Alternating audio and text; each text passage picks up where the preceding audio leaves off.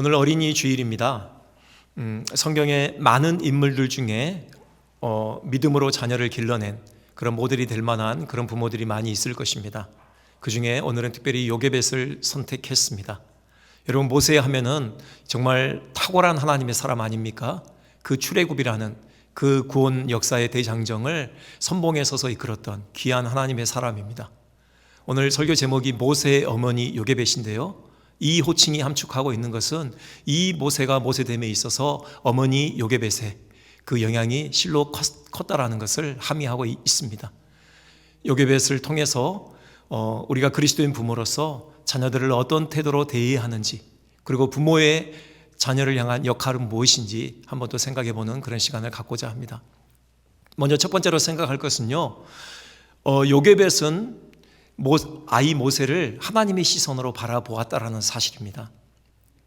여러분, 바로가 엄청나게 중한 명령을 내렸죠. 이스라엘 사람들의 인구가 자꾸 불어나는 것, 이거에 대해서 극도로 민감하게 반응을 했습니다. 여러 가지 방법을 통해서 수를 줄이기 위해서 애를 썼었죠. 하지만 다 안 통해요. 계속해서 인구가 늘어나는 것입니다. 그래서 최종적으로 그가 취한 그 전략이 뭡니까? 이스라엘 사람들 중에 아이를 낳았을 때, 남자아이를 낳으면은 바로 갖다가 나일강에 던져 죽이라는 것입니다. 아주 엄한 명령이었고요, 아마 이 명령을 시행하기 위해서 애굽의 군대가 동원됐을 수도 있습니다. 자칫 아이를 숨기려고 시도했다가 이것이 발각되면은요, 바로 왕에 대한 그 명령을 어기는 것이기 때문에 이것은 반역죄의 책임을 물어서 아마 그 집안 전체를 몰살시키는 이런 어떤 위기도 있을 수 있는 것입니다. 이런 상황에서요, 여기 이름은 나오지 않았지만 우리가 잘 알고 있는 것처럼 아므람 그리고 요게벳이죠. 그 사이에서 아들이 태어난 것입니다. 바로 이름하여 모세죠. 그러니까 모세도 당연히 바로의 명예에 의해서 나일강에 던져져 처참히 죽임을 당해야 될 그런 운명에서 태어났다라는 것입니다. 하지만 요게벳이 어떻게 합니까? 그 바로의 명을 정면으로 거역해서 이 모세를 살리기로 결단합니다. 그리고 사람들 눈을 피해서 3개월이라는 시간 동안 이 모세를 키우는 것이죠. 아까도 말씀드렸듯이 여기에는 상당한 위험이 따르는 것입니다. 자기의 목숨을 거는 어떤 그런 위험을 무릅쓰는 이 용기 있는 결단의 행위인 것이죠. 이 동기가 무엇일까? 우리가 당연히 생각해 볼 수 있는 것은 모성애죠. 참 요게벳이 모성애가 컸구나, 그렇게 생각할 수 있는데요, 성경에서는 그것뿐만이 아니었다라고 분명하게 밝히고 있습니다. 그것이 바로 우리가 봉독한 2절이죠. 뭐라고 되어 있습니까? 그 여자가 임신하여 아들을 낳으니 그가 잘생긴 것을 보고 석 달 동안 그를 숨겼으나 되어 있습니다. 특별하게 이유가 지금 적시되어 있는데요, 아이 모세가 잘생긴 것을 봤다라는 것입니다. 저는 이 대목을 읽을 때마다 이런 의문이 들었었습니다. 이 잘생겼다, 예전 성경으로는 준수하게 생겼다라는 말이죠. 영어로는 handsome, 이렇게 beautiful 이렇게도 번역할 수 있을 것입니다. 이런 의문이 듭니다. 아니, 다른 사람들은 차치하고라도 그 지난 해산의 고통을 통해서 품에 안는 아이 아닙니까? 그 순간 그 아이가 예뻐 보이지 않을 엄마가 있을까? 그런 생각을 해봐요. 누구의 눈에도, 어떤 엄마의 눈에도 그 해산의 고통을 통해서 이제 갓 세상에 나온 그 아이는 너무너무 예뻐 보일 것입니다. 여러분, 고슴도치도 자기 새끼는 예뻐 보인다라는 말이 있듯이 그런 것이죠. 근데 이게 과연 특별한 이유가 될 수 있을까? 성경이 왜 이걸 특별한 이유로 적시하고 있을까? 이런 의문입니다. 또 한 가지는요, 아니, 이제 각 태어난 아이가 예쁘면은 잘생겼으면 얼마나 잘생겼겠습니까? 이목구비가 아직 뚜렷하지 않은 그런 때 아닙니까? 사실 누구 닮았는지도 잘 분간이 안 되는 어떤 그런 단계의 아이인 것이에요. 근데 그 아이를 일컬어서 잘생겼다, 그렇게 지금 표현하고 있어요. 여러분, 들었던 생각은 그 아주 오래전에 그 우리나라 남자 연예인들 중에 누가 가장 잘생겼나 이런 투표를 했던 그 기억이 나요. 그 뉴스 중에요. 아마 연예인들 사이에서 했는지 모르겠지만 여러분, 단연 1위로 원빈이라는 배우가 뽑혔습니다. 그래서 막 인터뷰도 하고 그러더라고요. 여러분, 원빈 정말 잘생겼잖아요. 그러면은 지금 모세를 보니 모세 얼굴에서 원빈과 같은 그런 이목구비가 아주 뚜렷한 그런 얼굴이 나타나고 있다는 겁니까? 정말 잘생겼다라고 누구도 이렇게 인정할 수밖에 없는 그런 얼굴이었을까요? 저는 의문이었습니다. 이번 이 설교를 준비하면서 여러 주석서를 보면서 얻은 답이 있어요. 아하, 여기에 그런 의미가 있었구나. 여기 잘생겼다가 뭐냐면요, 이것을 표현하고 있는 히브리어 단어가 토브입니다. 토브. 여러분 어디서 많이 좀 들어보시지 않으셨습니까? 토부요. 이것이 창세기에 많이 나와요. 특별히 1장에 여러 번 이 단어가 나오고 있습니다. 창세기 1장은 어떤 내용입니까? 하나님께서 온 우주 만물을 지으신 그 대서사를 기록하고 있는 창조 역사의 기술입니다. 거기에요, 이 토부라는 단어가 7번이 나와요. 어디서요? 하나님께서 보시기에 좋았더라 할 때 그 좋았더라에 해당하는 단어가 이 토부입니다. 그리고요, 더 흥미로운 것은 그때 그 창세기 1장에 여호와께서 보시기에 좋았더라 그 문장하고요, 지금 여기 요게벳이 그 아들을 보고 좋았더라 이 문장의 구조가 똑같습니다. 주어만 다를 뿐이지 똑같아요. 여러분 이것이 의미심장한 이유는 뭡니까? 바로 이 창세기의 저자와 이 출애굽기의 저자가 동일 인물이라는 사실 때문입니다. 누구입니까? 모세이죠. 지금 이 출애굽기 2장은요, 모세가 자전적으로 자기의 출생과 관련된 그 일화를 소개하고 있는 대목입니다. 자기가 그 위기 가운데, 그 험악한 세월에서도 그가 살아남았어요. 자기가 살아남은 이유에 대해서 지금 밝히고 있는데요, 잘생겼다는 것을 봤다라는 거예요. 여러분 이 말이 다른 아이들보다 자기가 태어날 때부터 잘난 구석이 있기 때문에 자기가 살아남았다, 그런 얘기가 아니라는 것입니다. 자기가 잘생겼다, 그런 의미가 아니라는 거예요. 자기가 왜 살아남았느냐? 그것은 자기 어머니의 시선 때문이라는 거예요. 무슨 시선이냐? 하나님께서 당신이 친히 만드신 세상을 보시면서 보시기에 심히 좋았더라 라고 하셨던 바로 그 시선으로 지금 요게벳이 자기 아이를 바라봤다라는 것입니다. 하나님의 시선으로 자기 아이를 바라보니 좋을 수밖에 없는 것이죠. 왜요? 거기에서 무엇을 보게 됩니까? 하나님이 친히 그 안에 새겨놓으신 하나님의 형상을 보게 되는 것이죠. 여러분 지금 하나님께서 모세가 막 태어났을 때 하나님께서 만약에 모세를 보신다고 상상해 보십시오. 으앙하고 그가 울고 있는 그 모세를 보실 때 하나님이 뭘 보시겠습니까? 그가 얼마나 이목구비가 뚜렷한가를 보시겠습니까? 그가 얼마나 똑똑한 그런 지성을 가지고 태어났다라는 그 사실을 보시겠습니까? 아니죠. 그 안에서 하나님께서 친히 새겨놓으신 그 하나님의 형상을 보는 것입니다. 곧 하나님 자신을 보시는 것이에요. 그렇기 때문에 하나님 눈에 보기에 너무나도 좋을 수밖에 없는 것이죠.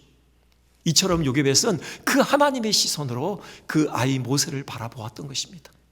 그래서 세상 그 무엇과도 견줄 수 없는 보배롭고 존귀한 그 하나님의 형상을 보게 되는 것이죠. 그 모세의 그 진가를 보게 되었던 것입니다. 그래서 도무지 죽일 수 없었어요. 그래서 살렸던 것입니다. 자기 목숨을 걸고라도 그 모세를 살려내야 되겠다라는 그런 용기 있는 결단을 하게 되었더라는 것이죠.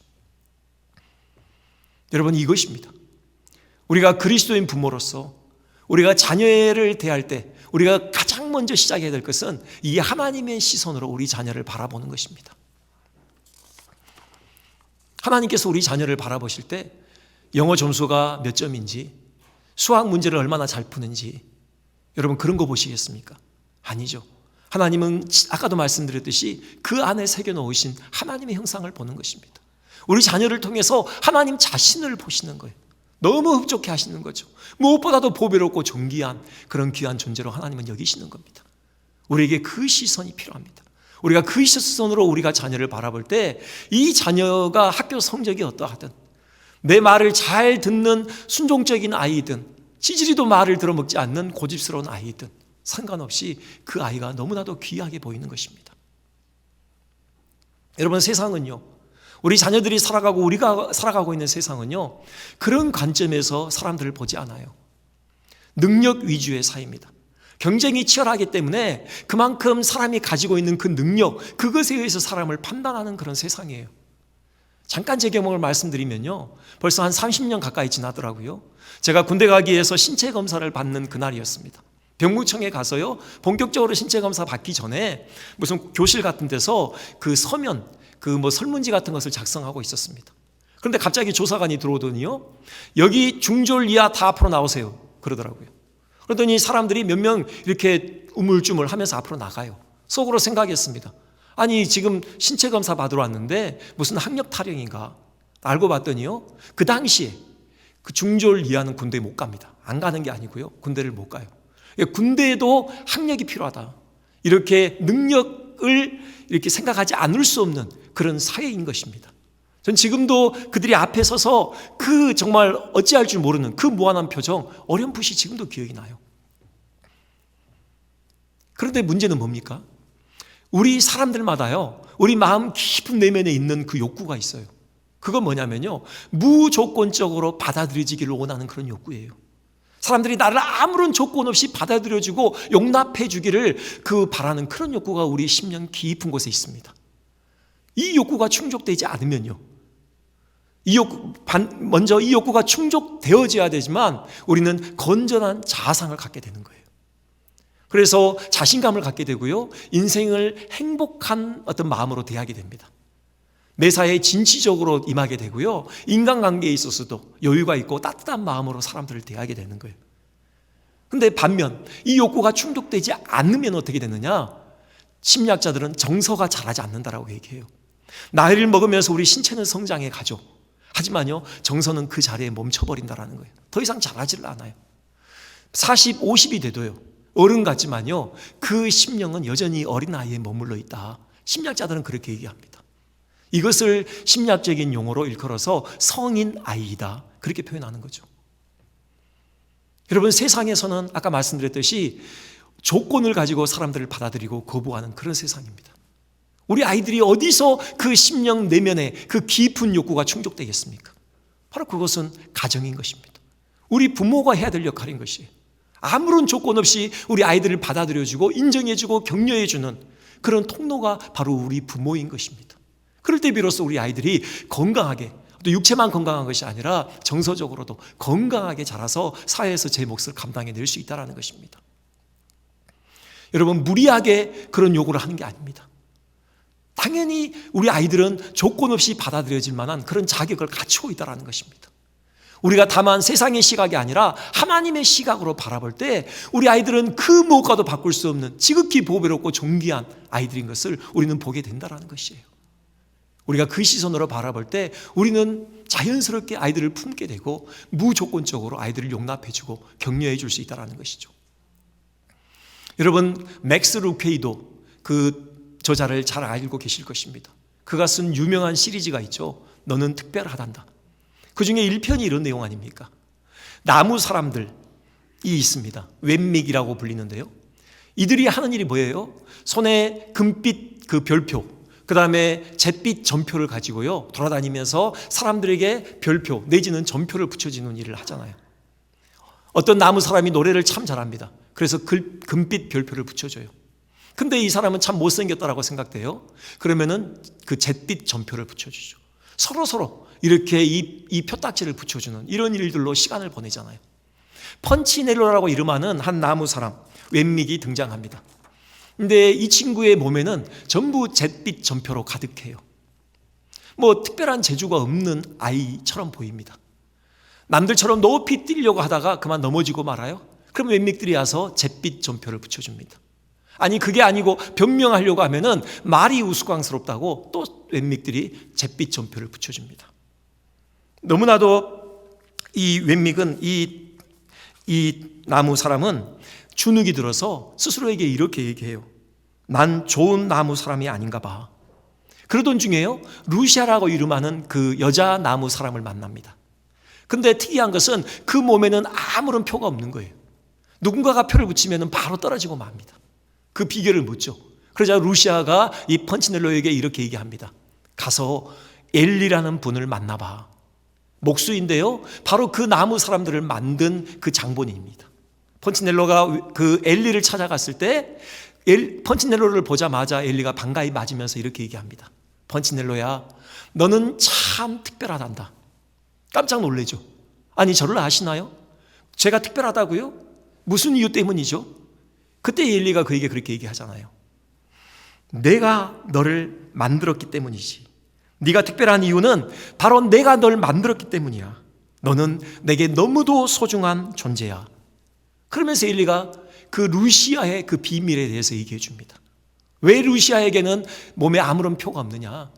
루시아는 다른 웬믹들이 자기를 어떻게 생각하는지에 대해서 전혀 관심을 갖지 않은 겁니다. 그걸 중요하게 생각지 않아요. 루시아에게 중요했던 것은 바로 이 엘리의 평가입니다. 자기를 만든 엘리가 자기를 너무 특별하게 여기고 너무 소중하게 여긴다라는 이것이 그녀에게는 너무나도 소중했던 것이죠. 그렇기 때문에 그에게는 표가 없었던 겁니다. 그러면서 엘리가 펀치넬로에게 그렇게 부탁합니다. 펀치넬로야, 늘 이 일을 기억해. 이 사실을 기억해. 너는 너무 특별한 존재라는 거. 내가 너를 너무 소중하게 여긴다라는 거. 이 사실을 늘 기억하렴. 그렇게 펀치넬로를 돌려보내는 것입니다. 하나님께서는 우리 자녀들에게 이 음성을 들려주고 싶어 하십니다. 너는 특별한 존재야. 내가 너를 만들었거든. 너는 내게 너무너무 소중한 존재야. 여러분, 이 음성을 우리는 대신해서 자녀들에게 들려줄 그 대변인으로 서 있는 것입니다. 너는 너무 특별한 존재야. 하나님께서 새겨 놓으신 그 하나님의 형상, 너무나도 보배롭고 존귀한 존재야. 이 음성을 들려주는 것, 이것이 하나님께서 우리로 하여금 맡겨주신 첫 번째 사명인 것입니다. 이럴 때요, 여러분, 모세가 되는 거예요. 모세가 다른 아이들보다 특별한 자질을 가지고 태어났기 때문에 모세가 위대한 그런 이스라엘의 지도자가 됐던 것이 아닙니다. 그 요게벳의 그 특별한 시선, 그 믿음의 시선으로 모세를 특별하게 바라봤기 때문에 바로 그 믿음의 시선에 의해서 모세는 특별한 사람이 될 수 있었던 것입니다. 우리를 통해서 특별하게 지어진 우리 자녀들, 특별한 삶을 살아가도록 돕는 자들 되기를 주님의 이름으로 축원드립니다.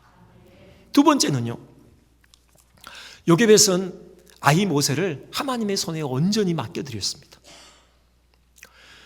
3개월이 지나자요, 더 이상은 모세를 숨겨서 키울 수가 없게 되어졌습니다. 처음 태어났을 때의 그 울음소리와 이제 3개월이 됐을 때의 그 아이의 울음소리는 차이가 나는 거죠, 확연히. 그 우렁차는 것, 그 소리가 밖으로 새 나가는 것을 도무지 막을 수가 없는 것입니다. 더 이상 그 애굽 군대의 감시를 피할 길이 없게 돼요. 그러자 택한 대안이 무엇입니까? 갈대로 상자를 만들기 시작합니다. 역청과 나무진으로 물이 새지 않도록 빈틈을 꼼꼼하게 채우는 것이죠. 그 위에다가 아이 모세를 눕힙니다. 그리고는 나일강, 그 갈대 사이로 그 갈대 상자를 띄워보내는 것이죠. 여러분, 이때의 그 엄마 요게벳의 심정, 가슴이 미어졌겠죠. 아직 젖도 떼지 못한 이제 90일 된 그 아이를 그렇게 강물에 흘려보내야 했을 때 그 미어지는 가슴, 우리가 다 헤아리기 어려울 것입니다. 그래서 한 찬양 사역자가 그때의 심정을 이렇게 노래했잖아요. 그녀의 두 눈엔 눈물이 흐르고 흘러 동그란 눈으로 엄마를 보고 있는 아이와 입을 맞추고 상자를 덮고 강가에 띄우며 간절히 기도했겠지. 정처 없이 강물에 흔들흔들 흘려내려가는 그 상자를 보며 눈을 감아도 보이는 아이와 눈을 맞추며 주저앉아 눈물을 흘렸겠지. 그랬을 것입니다. 그 자리에 주저앉아 하염없이 눈물을 흘렸겠죠. 하지만요, 요게벳이 지금 이 아이를 포기한 것은 아닙니다. 될 대로 되라지 하고 그냥 자포자기하는 심정으로 이 아이를 강물에 흘려보낸 것이 아니에요.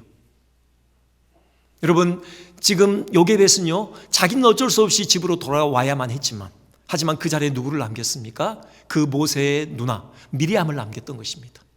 자기는 눈에 띄면 의심을 받을 수 있어요. 하지만 아직 소녀인 바로 미리암을 남겨서요, 지금 모세에게 어떤 일이 일어나는지를 끝까지 지켜보도록 요청했던 것입니다. 무엇입니까? 요게벳은 포기하지 않았어요.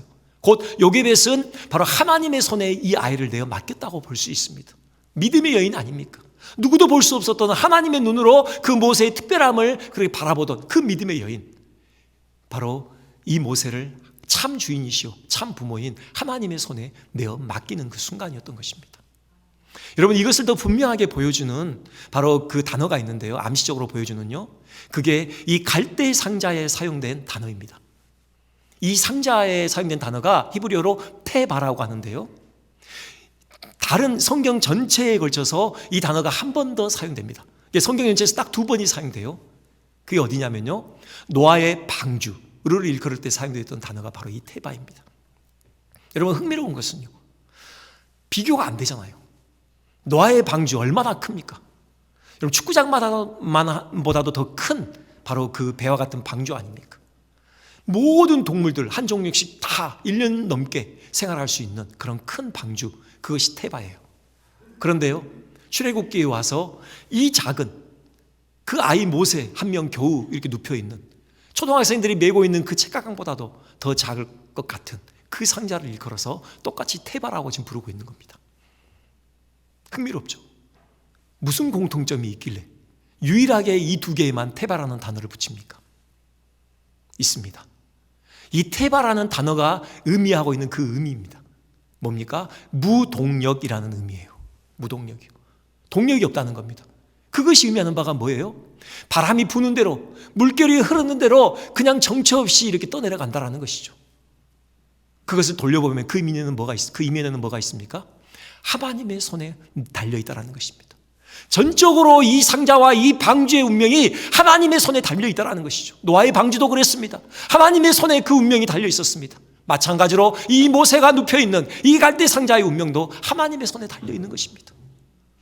요게벳은 그 믿음을 표현한 것입니다. 하나님, 이 아이가 하나님의 아이입니다. 하나님의 자녀이고 하나님의 소유입니다. 내가 할 수 있는 최선을 다했습니다. 하지만 여기까지입니다. 이제 하나님께서 맡아주십시오. 이제 하나님의 손에 이 아이의 운명을 바쳐드립니다. 여러분, 그런 믿음의 고백이 지금 여기 이 행위로 드러나고 있는 것입니다.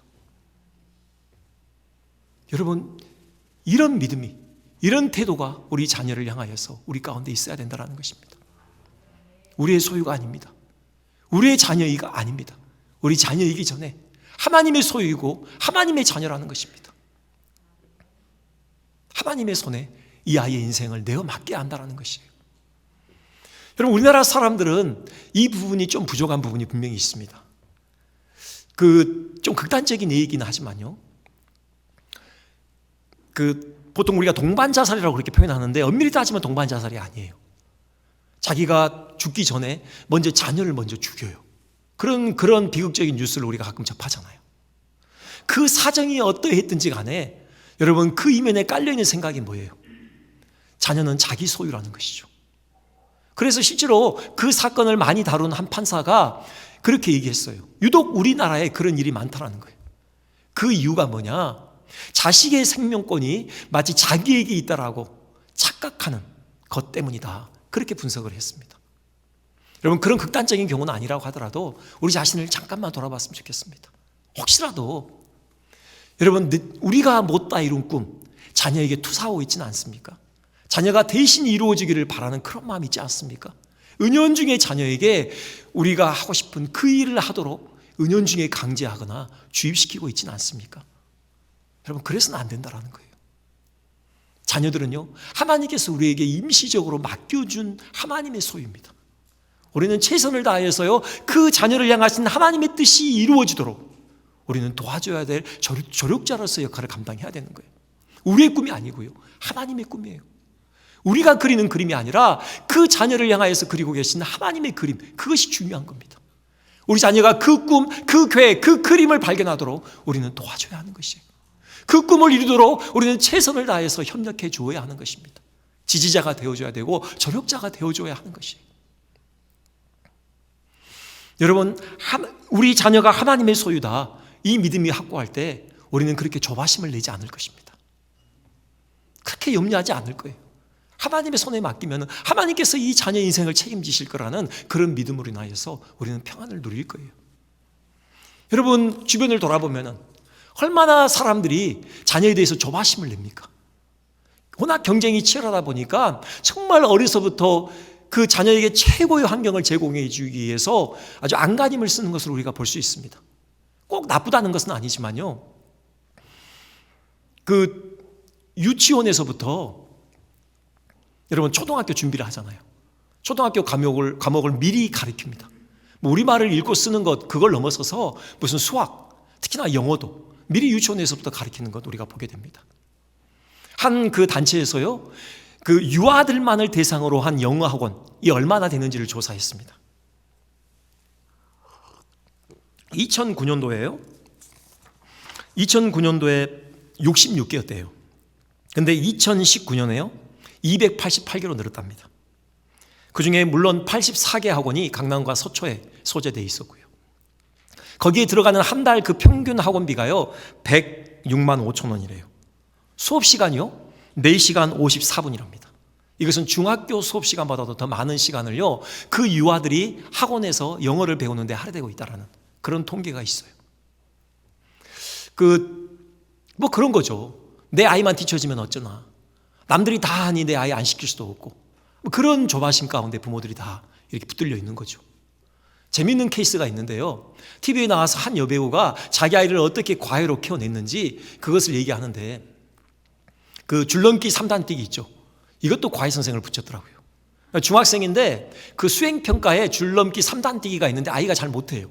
고민하고 있는데 그 옆에 학부모가 뭘 고민하냐고, 과외시키라고. 그랬더니 찾아봤더니 진짜 그런 과외가 있어요. 그래서 90분 동안 7만 원짜리 줄넘기 3단 뛰기 과외를 시켰다. 그런 얘기를 TV에서 하더라고요. 이런 열심이 이해가 안 되는 것은 아닙니다. 하지만요, 여기서 우리가 간과해서는 안 될 것은 이 아이의 인생은 하나님께서 책임지신다는 거예요. 우리가 책임질 수 없어요. 우리가 아무리 조바심을 내고 아무리 우리가 열심히 노력해도 자녀는 우리의 뜻대로 되는 것이 아닙니다. 하나님께서 책임지실 때, 하나님께서 붙드시고 이 자녀의 인생을 이끄실 때에 비로소 하나님의 그 선하신 뜻이 이루어지는 성공적인 생을 살 수 있는 거예요. 여러분, 가장 성공적인 삶이 뭐겠습니까? 이것은 우리가 유대인의 그 교육에서 우리가 배울 수 있어요. 유대인들은 자녀 교육의 중요한 목표로서 이것을 얘기합니다. 티쿤 올람이라고요. 티쿤 올람. 티쿤은 그 치유하다 이고요. 올람은요, 세상이요. 세상을 치료하다, 세상을 고치다, 그런 의미입니다. 그러니까 그들의 세계관에 의하면은 세상은 불완전한 것이죠. 하나님께서 세상을 지금 고쳐가고 계셔요. 근데 우리를 동역자로 삼으신다라는 거예요. 나를 통해서 하나님께서 세상을 개선시켜 가신다, 그런 생각을 하는 거고, 그 생각을 자녀들에게 가르치는 겁니다. 어릴 때. 이게 자녀 교육의 목표예요. 티쿤 올람. 그래서 유대인들이 13세가 되면 성년식을 하는데 그때 랍비와의 문답에 반드시 이것이 들어갑니다. 네 삶의 목적이 무엇이냐?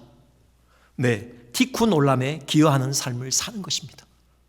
여러분, 이 열매들은 우리가 세계 도처에서 우리가 주목하고 있습니다. 보고 있어요. 그 대표적인 예가요, 여러분, 페이스북을 창업한 마크 저커버그, 그 유대인이잖아요. 그가 페이스북을 창업하게 된 그 취지에 대해서 인터뷰를 하는데 이런 얘기를 했습니다. 좀 길지만 읽어드리겠습니다. 페이스북은 사람들이 더 많은 정보를 얻고 자신이 보유한 정보를 쉽게 공유하도록 돕기 위해 시작됐습니다. 제 목표는 하나의 회사를 만드는 것이 아니라 세상에 큰 변화를 가져올 무엇인가를 만드는 것입니다. 앞으로도 더 많은 정보 공유로 훨씬 투명하고 열린 사회를 만드는 데 기여하는 꿈을 이루기 위해 노력할 것입니다. 저커버그는요, 페이스북을 통해서 세계의 수십억 인구가 서로 소통하는 그런 장을 마련함으로써 이 티쿤 올람의 정신을 지금도 실현하고 있는 것입니다. 이것이 자녀가 하나님의 소유임을 인정할 때, 하나님의 손에 맡겨드릴 때 우리가 집중해야 될 대목인 것입니다. 또 한 가지요, 하나님의 손에 우리 자녀를 맡겨드린다? 여러분, 그것은 기도로 나타나게 되어 있습니다. 기도하는 것이죠. 요게벳이 그렇지 않았겠습니까? 그가 그 아이를 살려야 되겠다라고 결단하는 그 순간부터 간절하게 기도했을 것입니다. 하나님, 이 아이를 살려주십시오. 이 아이의 생을 하나님께서 책임져 주십시오. 그가 숨죽여가며 다른 사람들의 눈치를 봐가며 3개월 동안 그 아이의 젖을 물릴 때마다 그는 한순간도 빼지 않고 그 아이를 위해서 하나님께 기도했을 것입니다. 특별히 갈대 상자에 눕혀서 이제 나일강에 띄우는 그 순간 그 요게벳의 가슴은 터질 듯 했을 것입니다. 하나님, 이 아이를 도와주십시오라는 그 기도는 어느 때보다도 간절했을 것이고 뜨거웠을 것입니다. 가슴이 터져라고 하나님께 외쳤을 것입니다. 이 아이의 인생을 하나님의 손에 올려드린다는 것은 우리가 아이를 위해서 기도한다는 것입니다. 아이를 품에 안고 아이에게 손을 얹어 기도하기도 하고요, 아이의 손을 붙들고 기도하기도 하고요, 아니 아이가 학교 간 순간, 그 순간 우리가 직장에서 잠깐 묵상하면서 아이를 위해서 기도하고요. 우리의 기도를 통해서 아이는 성장하는 것이고, 우리의 기도를 통해서 하나님께서 당신의 계획을 아이에게 펼쳐나가시는 것입니다. 세 번째입니다. 우리가 요게벳을 통해서 생각할 수 있는 정말 중요한 역할이 있습니다. 그것은 자녀에게 성경적인 가치관을 심어줘야 한다는 것입니다. 우리가 이 스토리를 잘 알고 있습니다. 우리가 봉독한 대로요, 바로의 공주가 그 갈대상자를 발견했고 여러 번이 모세가 있었던 것입니다. 아이가 앙 하고 울음을 터뜨릴 때 하나님께서 그 마음에 긍휼히 여기는 마음을 주셨고요, 그가 그를 양자로 삼기로 결단을 합니다. 그리고 키우는 동안요, 유모를 선정했는데요, 바로 그가 생모 요게벳이었습니다. 여러분, 요게벳이 다시 자기 아이를 품에 안게 됐습니다. 이제는 합법적으로요. 여러분, 그 순간의 요게벳의 심정으로 한번 들어가 보겠습니다. 처음에 태어났을 때부터 하나님의 시선으로 모세를 바라봤을 때 그 아이는 참으로 보배롭고 존귀한 아이라고 그는 생각을 했습니다. 하지만 다시 품에 안았을 때 그때의 요게벳의 가슴은 터질 듯 했을 것입니다. 뭘로요? 이 아이를 통해서 하나님께서 이루실 그 엄청난 역사를 기대하게 됐을 거예요. 여러분, 이 모든 일이 우연히 일어난 일입니까? 아니죠. 요게벳은 믿었습니다. 하나님께서 특별히 개입하셔서 이렇게 된 것입니다. 그들이 고대하던 바가 있었죠. 아브라함의 약속하신 대로 하나님께서 이 애굽의 압제로부터 그 민족을 구출해야 될 것을 모두가 다 고대하고 있었습니다. 어서 그 구원자를 보내주시기를. 어쩌면은 바로 이 모세가, 이 아이가 하나님께서 우리 민족을 구출하기 위해서 선택하신 그 아이일지도 몰라. 요게벳은 기대에 벅찼을 것입니다. 물에서 그 아이가 건짐을 받았잖아요. 그 아이가 구원을 체험한 것입니다. 이것이 구원자로서의 상징이 아니겠습니까? 지금 그는 바로의 궁중으로 들어가서 엄청난 교육을 받게 될 것입니다. 한 민족의 지도자로서 전혀 손색이 없는 그런 교육의 장을 이 아이를 위해서 마련하신 것입니다. 틀림없이 하나님께서는 이 아이를 통해서 우리 민족을 구원할 계획을 가지고 계신 거예요. 여러분, 요게벳의 가슴은 터질 듯 그런 기대로 벅찼을 것이에요. 그래서 어떻게 합니까? 최선을 다해서 이 아이를 가르칩니다. 여러분, 요게벳에게 주어진 시간이 많지 않아요. 젖물리는 동안 학자들은요 의견이 조금씩 다르지만 만 3, 4세 정도에 이제 모세가 다시 바로의 궁중으로 들어갔을 거라고 봅니다. 그에게 주어진 시간은 딱 3년인 것입니다. 여러분, 그 시간 동안 분초를 아껴가면서 이 모세에게 끊임없이 하나님의 얘기를 했을 것입니다. 처음에 믿음의 조상 아브라함이 어떻게 하나님의 부르심을 받아 본토 친척 아비집을 떠나 가나안 땅에 정착하게 되어졌는지, 그 후손들 이삭과 야곱과 우리의 그 믿음의 족장들이 어떻게 하나님과 더불어 믿음의 행보의 그런 삶을 펼쳤는지, 특별히 하나님께서 그들에게 어떤 언약을 하셨는지, 그리고 하나님께서 이 애굽의 압제로부터 우리를 건져내시겠다라고 어떻게 하나님께서 약속하셨는지, 이 모든 것들을 끊임없이 요게벳은 모세의 귀에 들려주었을 것입니다. 모세의 그 심장 깊은 곳에 여호와라는 이름이 새겨졌을 것입니다. 그의 귀로부터 그 피를 통해 그의 뼛속 깊이까지 구원자에 대한 사명의식이 심겨졌을 것입니다. 젖을 물리면서 아이를 등에 업고 이런저런 집안일을 하면서 심지어는 자고 있는 모세를 향하여서 그는 하나님에 대해서 들려주었을 것입니다. 하나님의 그분의 그 거룩하신 이름이 그 아이의 심장 가운데 새겨지도록 간절한 심정을 가지고 들려주었을 것이에요. 어쩌면 자고 있는 그 아이 재우면서 찬송을 부르다가 그 뜨거운 눈물이 그 아이 얼굴에 흘러내렸던 적도 여러 번 있었을 것입니다. 여러분, 그 열매가 무엇인지 압니까? 실로 엄청난 열매가 거두어집니다. 한번 히브리서 11장 말씀을 한번 보여주시겠습니까? 24절부터 26절까지 이렇게 말씀하고 있습니다. 믿음으로 모세는 장성하여 바로의 공주의 아들이라 칭함받기를 거절하고 도리어 하나님의 백성과 함께 고난받기를 잠시 죄악의 낙을 누리는 것보다 더 좋아하고 그리스도를 위하여 받는 수모를 애굽의 모든 보화보다 더 큰 재물로 여겼으니 이는 상주심을 바라봅니다. 여러분, 이것이 얼마나 엄청난 일인지 아십니까? 고작 요게벳과 지냈던 시간은 3년에서 4년입니다. 아직 말이 다 터지지도 않은 여러분 그런 유아 시절이에요. 그 이후에 40세가 되기까지 그는 애굽의 그 바로의 궁중에서 생활했습니다. 그가 받은 교육이요, 당대 최고의 학문이긴 하지만, 그래서 일반 은총에 의해서 진리의 파편들이 묻어있긴 하지만 애굽인들이 섬긴 그 우상에 관한 학문입니다. 그들이 만났던 사람들요, 다 우상 숭배에 찌들어 있는 그런 인간들이었더라고요. 그런데도요, 모세는 저 믿음을 잃지 않았습니다. 여호와 신앙을 고수했다고요. 그가 히브리인으로서의 정체성을 그는 결코 간과하지 않았습니다. 망각하지 않았던 것입니다. 하나님의 백성과 함께 고난받는 것을 잠시 죄악의 낙을 누리는 것보다 더 좋아했던 것입니다. 애굽의 그 모든 보화보다도 바로 그리스도를 위해서 민족을 구원하는 일에 자기 생을 던지는 것, 그것이 또 훨씬 더 소중하게 여겼던 것이에요. 이것이 어떻게 가능했습니까? 바로 요게벳의 그 최선을 다한 신앙 교육 때문이었습니다. 여러분, 이것이 하나님께서 우리에게 자녀를 맡겨주시면서 우리에게 요구하고 계시는 바입니다. 이 자녀들에게 하나님 나라의 거룩한 가치관을 심어주라는 겁니다. 여호와의 천하보다도 가장 귀한 그 여호와의 이름이 우리 자녀들의 뼛속 깊이 새겨지도록 말씀을 가르치라는 것입니다. 여러분, 프레벨이라는 그 아동 교육자를 아시죠? 그가 한 주장이 그런 거잖아요. 인간은 5세 이전에 성격이나 인격이 형성된다. 이것 때문에요, 조기 교육의 열풍이 불잖아요. 우리나라도 아까 말씀드렸듯이 조기 교육의 열풍이 사그라들지 않습니다. 유대인들도 마찬가지로 조기 교육이 있어요. 근데요, 그 둘을 비교했을 때 천양지차라는 겁니다. 우리나라 조기 교육은 초등학교 선행학습이에요. 말 그대로요. 유대인의 조기 교육은요, 인생의 기초가 되는 종교와 인성을 심는 교육이라고 합니다. 유대 여인이요, 자기가 임신한 사실을 알게 되면 그때부터 포대기를 준비한답니다. 긴 포대기를, 아이를 감싸려. 그 포대기에 한자 한자 그 토라에 말씀을 수놓는다고 해요. 10개월 동안이면 그 긴 포대기가 빼곡히 하나님의 말씀으로 채워지는 겁니다. 아이가 태어났을 때요, 그 포대기로 아이를 감싸 안아요. 아이가 처음 보는 게 뭡니까? 그 포대기에 수놓아져 있는 하나님의 말씀을 보는 겁니다. 아이의 귀에 끊임없이 그 하나님의 말씀을 들려 읽히는 겁니다.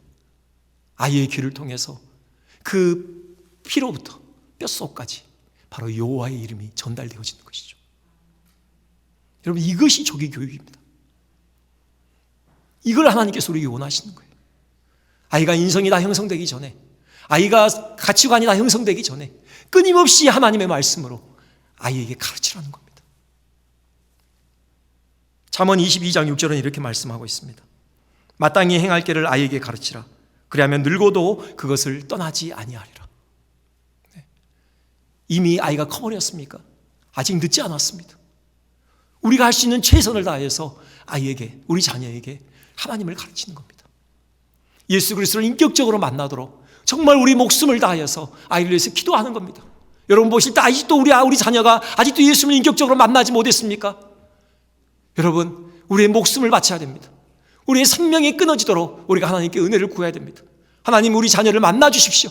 하나님, 저희의 심장 가운데 예수 그리스도를 새겨 주십시오. 저의 영의 눈이 열려서 하나님의 영광을 보게 해 주십시오. 예수 그리스도를 만날 때 우리 아이의 인생은 달라지는 겁니다. 우리가 더 이상 책임질 필요가 없도록 하나님께서 그 아이의 인생을 책임지는 겁니다. 그 아이의 심장 가운데 정말 이 기독교 가치관을 심어줍시다. 말씀을 마치겠습니다. 하나님의 시선으로 우리도 우리 자녀를 바라보고 아낌없이 격려하고 인정해 줍시다. 기도하는 중에 그들 인생의 참 주인 되신 하나님께 우리 아이의 인생을 맡겨드립시다. 최선을 다해 자녀들의 심장에 성경적 가치관을 풍부하도록 돕는 그런 멋진 부모들 됩시다. 기도하겠습니다.